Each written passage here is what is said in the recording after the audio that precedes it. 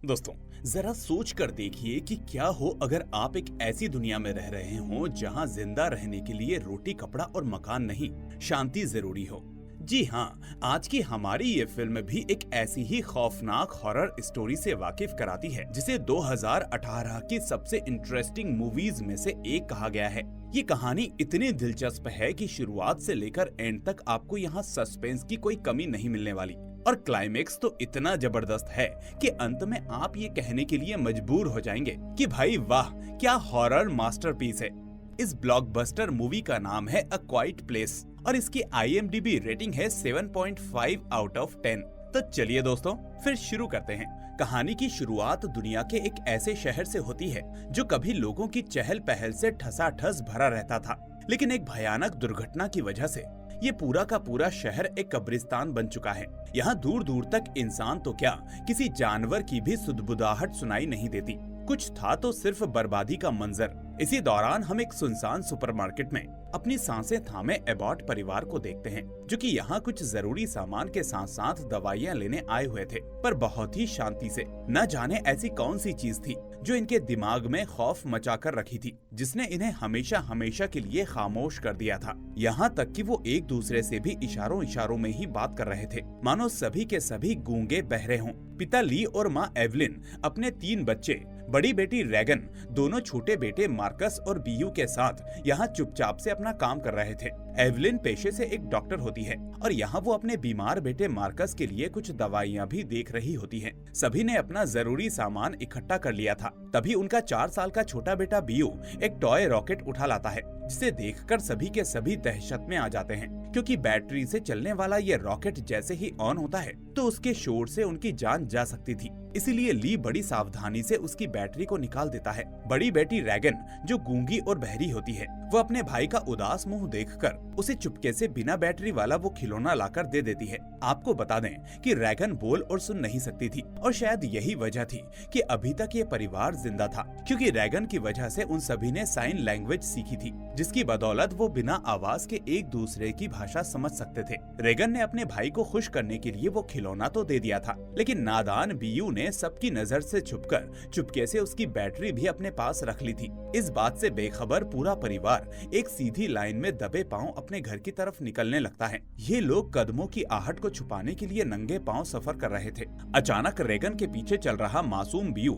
Rocket में battery लगाकर उसे ऑन कर देता है, जिसकी आवाज सुनते ही ली और एवलिन के शरीर में सिरहंसी दौड़ जाती है। पिता ली अपने बेटे को बचाने के लिए फौरन उसके पास भागता है, मगर तब तक काफी देर हो चुकी होती है और घने जंगलों से भागता हुआ एक खतरनाक प्राणी गोली की रफ्तार से पहुंचकर बीयू को झपटकर अपने साथ ले जाता है। बेचारे ली और एवलिन अपनी आंखों के सामने अपने प्यारे से बेटे को जाते हुए देखकर भी कुछ नहीं कर सके। दोस्तों, अब आप सोच रहे होंगे कि आखिर ये कैसा विचित्र जीव था जो हल्की सी आवाज से किसी इंसान की जान ले सकता है। दरअसल दोस्तों, आज से ठीक 89 दिन पहले मैक्सिको के ऊपर आसमान से एक उड़न तस्तरी गिरा था, जिसके अंदर से कई खूंखार प्राणी बाहर निकले।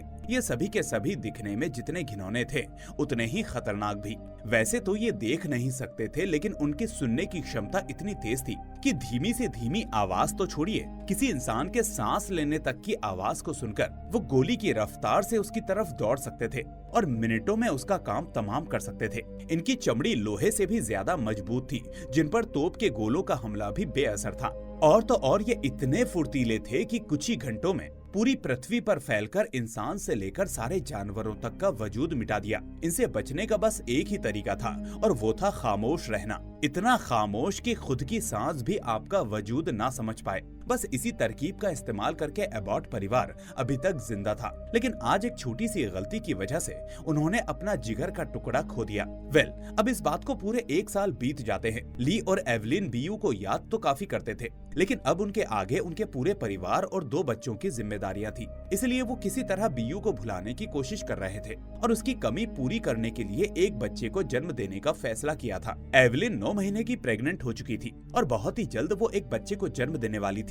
लेकिन यहाँ सबसे बड़ी लड़ाई अपने नन्हे से बच्चे को ये समझाना था कि उसे रोना नहीं है, क्योंकि जन्म के बाद एक बच्चा चाहे खुश हो या दुखी, वो इसका इजहार रोने से ही करता था। ऐसे में उस बेचारे को क्या ही पता होगा कि वो जिस दुनिया में कदम रख रहा है वहाँ जिंदा रहने के लिए खामोश रहना पड़ेगा। यहाँ एवलिन और ली ने बच्चे की सुरक्षा के लिए पहले से ही सारी तैयारियां कर ली थी। उसके जन्म लेते ही उसे ऑक्सीजन मास्क लगाकर एक साउंड प्रूफ बॉक्स में रखने वाले थे ताकि उसके रोने की आवाज बाहर ना जा पाए।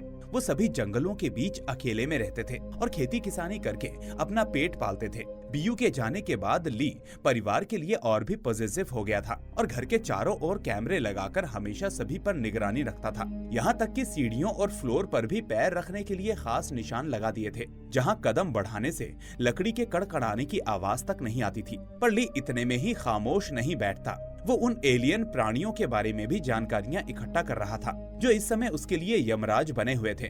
उसकी जानकारी के मुताबिक अभी उसके इलाके में 3 प्राणी मौजूद हैं और वो बस किसी तरह से उनकी कमजोरियां ढूंढने में मशरूफ था ताकि वो उन्हें मौत के घाट उतार सके। इसके अलावा दुनिया भर के कोने कोने में रेडियो के जरिए सिग्नल्स भी भेजे जा रहे थे ताकि अगर कोई जिंदा हो तो मदद के लिए आगे आ सके। हालांकि अब तक उसको कोई रिटर्न सिग्नल नहीं मिला था। उन खौफनाक प्राणियों से बचने के लिए अगर कुछ चाहिए था तो सिर्फ शांति, साथ ही साथ उनके आने की आहट का भी अंदाजा होना चाहिए। पर ये काम बहरे होने की वजह से रेगन के लिए काफी मुश्किल था। इसलिए ली उसकी कमजोरी को दूर करने के लिए उसके कॉक्लियल इम्प्लांट हेयरिंग मशीन की फ्रीक्वेंसी मॉडिफाई करके काम कर देता है ताकि कान में लगते ही रेगन को आम इंसानों की तरह छोटी से छोटी आवाज भी सुनाई दे। वहीं रेगन को आज भी अपने भाई की मौत का मलाल था। उसे लगता है कि अगर वो उस दिन उसे वो खिलौना नहीं देती तो शायद बीयू उनके बीच जिंदा होता। हालांकि रेगन अपने पिता के कामों में हाथ बटाकर वो खुद को साबित करने में लगी हुई थी। लेकिन बीयू के जाने के बाद ली को अब किसी पर भी विश्वास नहीं रह गया था। एक रोज जब ली अपने बेटे मार्कस के साथ मछलियां पकड़ने जा रहा होता है तो रेगन भी अपने पिता से उनके साथ चलने को कहती है, मगर ली उसे घर में रहकर माँ के कामों में हाथ बटाने का बोलकर वहाँ से चला जाता है। इस बात से रेगन को काफी बुरा लगता है और वो अपना सामान पैक करके दूसरी दिशा में निकल जाती है। उधर एवलिन जब वॉशिंग मशीन से कपड़े धोकर उन्हें बोरियों में रखकर बाहर जा रही थी तभी गलती से सीढ़ी पर लगा एक कील बोरी में फंसकर सीधा हो गया और ये कील उनके कदमों के निशान पर था। लेकिन एवलिन इसे देख नहीं पाई। एक तरफ जहां ली और मार्कस मछली पकड़ने में लगे थे तो वहीं मायूस रेगन अपने भाई की कब्र के पास चली आई थी। वहीं माँ एवलिन के जहन में अभी भी बेटे बीयू की यादें बेचैन कर रही थी। इसी दौरान उसके पेट में जोरदार दर्द शुरू हो गया, मतलब डिलीवरी का वक्त आ चुका है। किसी तरह एवलिन अपनी बेटी की फोटो को हाथ में लेकर बेसमेंट की तरफ जाने लगती है ताकि जल्दी से रेड लाइट जलाकर अपने घर वालों को अलर्ट कर सके। पर तभी सीढ़ियों से नीचे उतरते वक्त उसका पैर उसी नुकीली कील पर धंस गया जिससे एवलिन को बेइंतहा दर्द हुआ और झटके में फोटो फ्रेम उसके हाथ से गिर गया। फोटो फ्रेम गिरने की वजह से जोरदार आवाज आई और चारों तरफ फर्श पर कांच के टुकड़े फैल गए।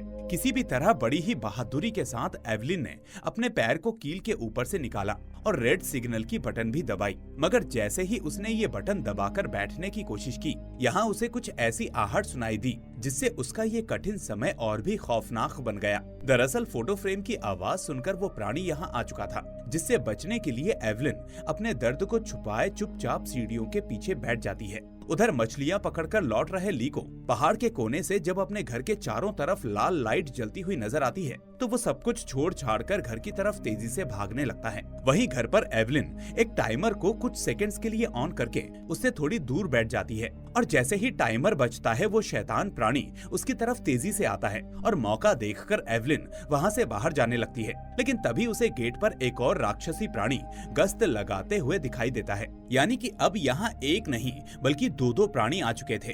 बेचारी एवलिन के लिए कितना कठिन होगा एक महिला के लिए ऐसे बेचैन वक्त में इस तरह की मुसीबतों का पहाड़ टूट पड़ना, जहां वो चाहकर भी अपने दर्द को बयान नहीं कर सकती थी। दूसरे घर से ये सब देखकर ली की आत्मा बेचैन हो उठी थी। उसे अब कोई भी रास्ता दिखाई नहीं दे रहा था, इसलिए वो अपने बेटे मार्कस को फौरन घर से थोड़ी दूर पर मौजूद रॉकेट को जलाने के लिए भेजता है। वहीं ली बुरे से बुरे वक्त का सामना करने के लिए तैयार अपनी बंदूक को लोड करने लगता है। एवलिन भी अब इस लुका छिपी के खेल से तंग आ चुकी थी और बाथरूम के बाथटब में बैठकर बच्चे को जन्म देने वाली थी। वो आदमखोर प्राणी भी एवलिन की सिसकियों की आवाज सुनकर बाथरूम के करीब आ रहा था। वो बस एवलिन को ढूंढ निकालने वाला ही था कि दूर पहुंचे मार्कस ने सभी रॉकेट्स छोड़ दिए थे, जिससे उनका ध्यान भटक गया और उसे सुनकर वो प्राणी तेजी से उस आवाज की ओर दौड़ पड़े। तभी एवलिन ने एक जोरदार चीख से अपने बच्चे को जन्म दिया। उधर ली पैरों पर लगे खून के निशानों के साथ जब ऊपर पहुंचता है तो उसे बाथरूम में केवल खून के धब्बे मिलते हैं और यहाँ उसे समझ आता है कि उसने आने में देर कर दी। वो लोग उसकी पत्नी के साथ नवजात शिशु को भी उठाकर ले गए, पर तभी शॉवर रूम में कांच पर किसी ने हाथ रखा और ये कोई और नहीं बल्कि एवलिन ही थी, जो अभी भी जिंदा थी और वो अपने बेटे को बचाने में सफल हुई। दोस्तों, तभी तो कहते हैं एक माँ से बड़ा योद्धा कोई नहीं होता। पत्नी और बच्चे को सुरक्षित देखकर ली की मानो जान में जान आ जाती है और वो फौरन दूसरे घर में अपने बच्चे की सुरक्षा के लिए बने साउंड प्रूफ बॉक्स में डालकर राहत की सांस लेता है। वहीं रेगन जब अपने घर की तरफ वापस लौट रही होती है तो उसे रास्ते में खेतों के बीच एक लाइट जलती हुई दिखाई देती है। रेगन उस लाइट को देखने के लिए थोड़ा करीब गई, लेकिन वो इस बात से अनजान थी कि एक प्राणी उसे महसूस करता हुआ उसके पीछे पीछे आ रहा था। दरअसल इन जिंदा आदमखोर प्राणियों के अंदर एक उम्दा क्वालिटी ये भी थी कि वो अपने शरीर से एक वेव को छोड़ते थे, जिससे इन्हें अपने सामने मौजूद चीजों का पता लगाने में मदद मिलती थी और इसी तरह उन्हें रेगन का भी पता लग चुका था। ये प्राणी बस 5 कदम दूर खड़ी रेगन पर हमला बोलने ही वाला था कि न जाने कैसे रेगन की हेयरिंग मशीन से तीखी खतरनाक आवाज बाहर निकली, जिससे पीछे खड़ा हुआ प्राणी झटपटाकर भागने लगा। वहीं ये आवाज रेगन को भी चुभ रही थी, मगर उसे भी समझ में नहीं आ रहा था कि आखिर ये आवाज आई तो आई कहां से। जैसे ही वो प्राणी वहां से भाग गया, ये आवाज भी छूमंतर हो गई। फिर रेगन टॉर्च की लाइट के पीछे जाती है तो उसे कोई और नहीं बल्कि उसका भाई मार्कस मिलता है, जो काफी डरा हुआ था। अपनी बहन को देखकर उसकी जान में जान आ गई थी। वहीं ली के घर से वो प्राणी जा चुके थे, लेकिन उन्होंने उसके घर को पूरी तरीके से तबाह कर दिया था। उन्होंने पानी का पाइप भी तोड़ दिया था जो बेसमेंट के एक टब में जा रहा था। पर अभी ली के लिए अपने बच्चों को ढूंढना ज्यादा जरूरी था। ली खुद पर ध्यान न देते हुए बाहर निकलकर बच्चों को ढूंढने के लिए खेतों की तरफ निकल पड़ता है। उधर रेगन और मार्कस अनाज रखने वाली टंकी पर अलाव जलाकर अपने पिता का इंतजार कर रहे थे। वहीं जब एवलिन की नींद खुलती है तो वो देखती है कि पूरा घर पानी से भर गया है। उसके बच्चे का वो ऑक्सीजन वाला मास्क भी खुला हुआ है और सामने मौत की तरह वो प्राणी बैठा हुआ था जो कुछ चबा रहा था। लेकिन फिर भी एवलिन अपनी जान की परवाह न करते हुए बच्चे के डिब्बे के पास पहुंचती है, जहां उसका बच्चा शांति से सो रहा था। उसे देखकर उसने चैन की सांस ली और चुपके से उसे अपनी गोद में उठा लिया। ये पल इतना बेचैनी भरा था कि क्या ही कहना। यही समझिए कि बच्चे के हल्के से रोने की आवाज और दोनों माँ बेटे की मौत पक्की थी। दूसरी ओर रेगन अपने पिता का इंतजार करते करते अब थक चुकी थी और अकेले ही अपने घर जाने का फैसला करती है।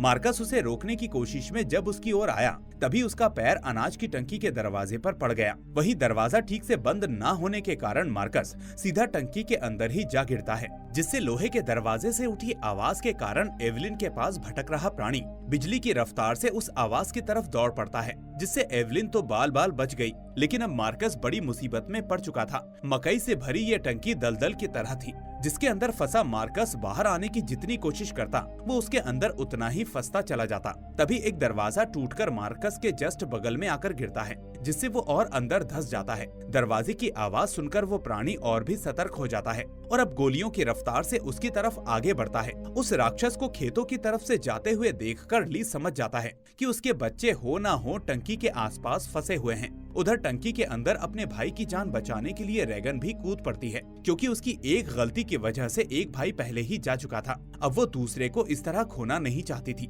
यहाँ रेगन मार्कस की तरफ दरवाजे को आगे बढ़ाती है, जिससे कि वो उसके ऊपर चढ़कर बाहर निकल आता है। लेकिन यहाँ रेगन अनाज की उस टंकी में डूब सी गई थी। तभी मार्कस अपनी बहन का हाथ थामता है और उन दोनों की जान बच जाती है। लेकिन ये तो सिर्फ एक शुरुआत थी। इन सब चीजों के बीच इतनी आवाज हुई थी कि वो राक्षसी प्राणी भी अब उस टंकी के अंदर आ चुका था, जिससे बचने के लिए वो दोनों अपने ऊपर दरवाजा रख लेते हैं। पर वो प्राणी अपने नाखूनों से उस लोहे के दरवाजे को चीर फाड़ देता है और उन दोनों का काम तमाम करने ही वाला होता है कि तभी रेगन की कान की मशीन से एक बार फिर से एक तीखी आवाज आती है, जिससे वो इतना खौफ में आ जाता है कि स्टील की टंकी को फाड़ते हुए वहाँ से झटके में भाग जाता है। फिर रेगन और मार्कस भी वहाँ से निकलकर सीधे खेतों के बीच खड़े अपने पिता को गले से लगा लेते हैं। एवलिन भी ये सब अपने घर के सीसीटीवी कैमरे से देख रही होती है। इसी बीच ली को उसी अनजान प्राणी के होने की आहट आती है। वो अपने बच्चों को सामने मौजूद एक ट्रक में बैठने को कहता है और खुद कुल्हाड़ी लेकर उसे ढूंढने लगता है।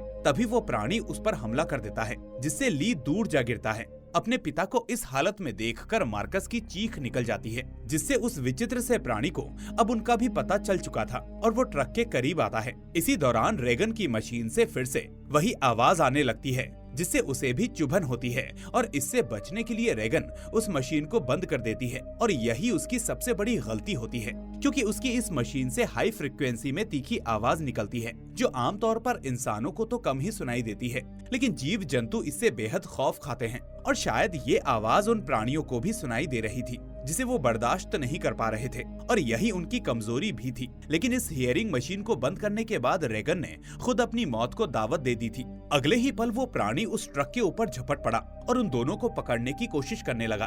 तभी जख्मी ली होश में आ गया और अब अपने बच्चों को बचाने के लिए उसके पास बस एक ही रास्ता बचा था। वो इशारों में उन्हें बताता है कि वो उन लोगों को बहुत प्यार करता है, और फिर वो बहुत ही जोर से चिल्लाता है, जिसे सुनकर वो प्राणी उसे मौत के घाट उतार देते हैं। मार्कस और रेगन गाड़ी स्टार्ट करके सीधे अपनी माँ के पास पहुँचते हैं, जिन्हें देखकर एवलिन उन्हें अपने सीने से लगा लेती है। और यहाँ सीसीटीवी के जरिए उसने अपने पति का वो बलिदान भी देखा था, पर अब बच्चों का वही अकेली सहारा थी, इसलिए उनके सामने कमजोर पड़ना उसकी सबसे बड़ी भूल होगी। वो एक मजबूत माँ की तरह उनके साथ खड़ी रहती है और अपने पति के लिए मन ही मन शोक मना रही होती है। तभी अगले ही पल उन्हें एक और प्राणी के आने की भनक लग जाती है। वो बच्चों को लेकर बेसमेंट में जाती है, जहाँ पर सभी सीसीटीवी कैमरा मौजूद होते हैं। नवजात शिशु को मार्कस को सौंपकर खुद बंदूक लेकर पहरेदारी करने लगती है। देखते ही देखते वो प्राणी भी वहाँ पर पहुँच जाता है और गुस्से में हर छोटी से छोटी आहट की ओर जोर जोर से पंजा मारने लगता है। यहाँ एवलिन भी बंदूक लेकर उनके सामने मुस्तैद थी, लेकिन उसे अच्छे से पता था कि बंदूक की गोली उन चट्टानों जैसे शरीर पर बिल्कुल भी असर नहीं करेगी। फिर भी मौत को सामने देखकर वो बिल्कुल भी घबरा नहीं रही थी। यहीं पर रेगन की नजर अपने पिता के रिसर्च पर गई, जहाँ पर उन्होंने लिखा हुआ था कि ये प्राणी तेज साउंड वेव से डरते हैं। और ये देखते ही उसे समझ में आ गया था कि आखिर क्यों उसके कान की मशीन से निकली हुई जोरदार आवाज से वो भाग रहे थे। बस फिर क्या था, रेगन फौरन अपनी मशीन को ऑन कर लेती है, जिससे निकलने वाली हाई फ्रीक्वेंसी साउंड वेव ने तो सामने खड़े प्राणी के अंदर झटके देने शुरू कर दिए और वो तिल मिलाकर तड़पने लगा। लेकिन इससे रेगन को भी काफी ज्यादा दर्द महसूस हो रहा था। पर तभी उसे सामने स्पीकर का माइक नजर आता है, तो उसने अपनी मशीन को कान से निकालकर उस माइक के ऊपर लगा दिया, जिससे तो फ्रीक्वेंसी की आवाज और भी तेज सुनाई देने लगी। और ये प्राणी इतनी बुरी स्थिति में आ गया कि उसकी खोपड़ी खुलने लगी, और ये देखकर एवलिन ने उसके सर के अंदर गोली से निशाना दाग दिया, जिससे उसकी खोपड़ी के परखच्चे उड़ गए। नतीजा, ये प्राणी यहीं मर गया। हालांकि अभी ये खतरा कहीं से भी टला नहीं था, क्योंकि अभी भी इनके इलाके में 2 अन्य प्राणी मौजूद थे और इसी गोली की आवाज से वो भी उनके पास आने लगे। लेकिन अब एवलिन और उसके बच्चे जान चुके थे कि ये लोग किस चीज से खौफ खाते हैं। अब उनके हौसले बढ़ चुके थे। अब उन्हें डर नहीं लग रहा था, बल्कि उनके जहन में बदला था। बदला अपने पति का, अपने बेटे का और उन सब बेगुनाह लोगों का जिनकी उन्होंने जान ली थी। जिसके साथ ही एवलिन ने स्पीकर की आवाज और तेज कर दी। रेगन ने भी माइक के ऊपर अपनी मशीन लगाकर इस जंग का आगाज कर दिया और ये कहानी यहीं पर समाप्त हो जाती है। तो दोस्तों, आपको ये कहानी कैसी लगी हमें कमेंट करके जरूर बताएं। साथ ही वीडियो पसंद आई हो तो इसे लाइक करके ज्यादा से ज्यादा शेयर करना बिल्कुल ना भूलें। और अगर चैनल पर नए हैं तो इसे सब्सक्राइब करके नोटिफिकेशन बेल को भी दबा दें, ताकि कोई भी मूवी आपसे मिस ना हो। अब मैं मिलूंगा आपसे अगली ऐसी ही शानदार मूवी के साथ। Till then, take care and thanks for watching.